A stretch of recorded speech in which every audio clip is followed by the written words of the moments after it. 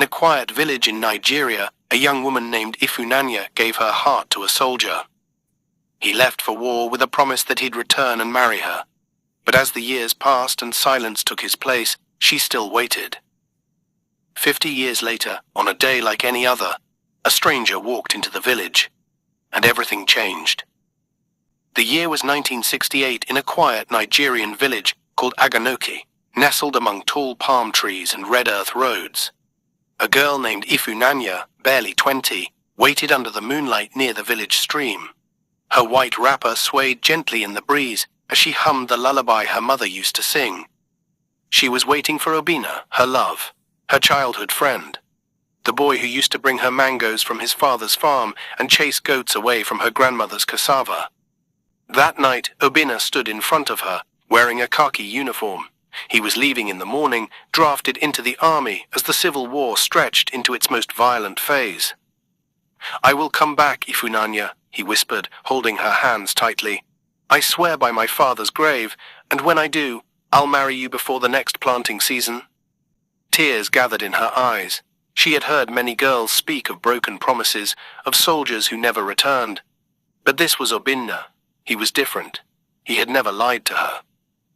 She pulled off the coral necklace her mother had given her and placed it in his palm.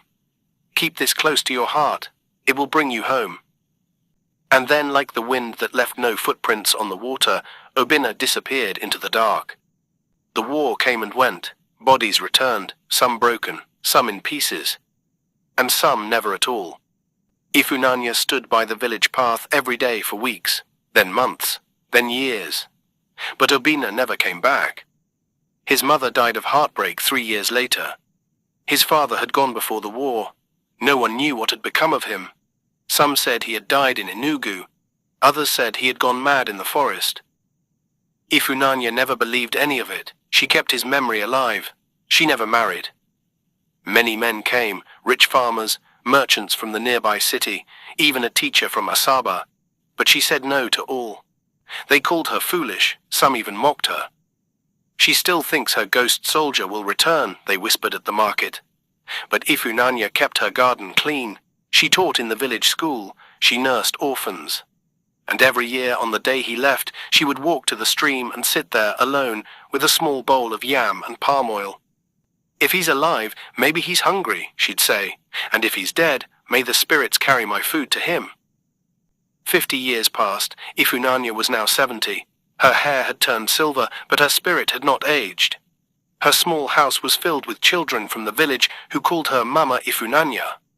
Then came the day Mama Ogadi, the oldest woman in the village, passed away. The entire village came for the funeral. As they chanted prayers and sang dirges, a strange car pulled up, black, dusty, foreign-looking. Out stepped an old man. He wore a faded cap and walked with a wooden cane. Nobody recognized him. He moved slowly, as if carrying years of pain in his bones.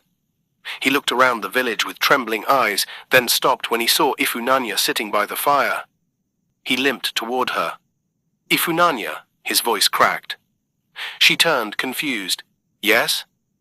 He reached into his pocket and pulled out a coral necklace, faded, but still beautiful. Her heart stopped. She touched her neck as if to check it was real. "Obinna?" The entire village froze, plates fell, children stopped crying. He fell to his knees. "I tried to come back. I swear, I was captured. They moved me to Cameroon. I was in a hospital for months. I lost my memory." Tears streamed down Ifunanya's face. He continued, "They told me I was dead. Even I thought I was. But one night, I saw you in a dream, by the stream, singing, and I remembered everything." The next day, Obinna went to the village chief. He asked for permission to marry Ifunanya, even though their youth was gone. The village erupted with joy. Women ululated, men clapped, children danced. "I don't care that we have white hair now," Obinna said as he held her hands. "We lost time, but we still have today." A small wedding was held under the old iroko tree. Obinna wore a white agbada. Ifunanya wore a deep blue wrapper, the color of the river where they first met. The village elder gave a speech. "This is no ordinary wedding. This is a reminder that love never dies, that promises made with truth, even when delayed, will always find their way home. 3 years later, Obinna passed in his sleep, holding Ifunanya's hand. She buried him beside the stream where they first kissed. Years later, before her own passing, Ifunanya left a letter for the children of the village. Never rush love, never measure it by days or months. If it is real, it will return, no matter how far it travels. Obinna was not late. The war was. But even war could not kill our love. Moral of the story. True love waits with patience. Promises made in truth may be delayed by life, but they are never truly broken. Even when the world forgets, love remembers.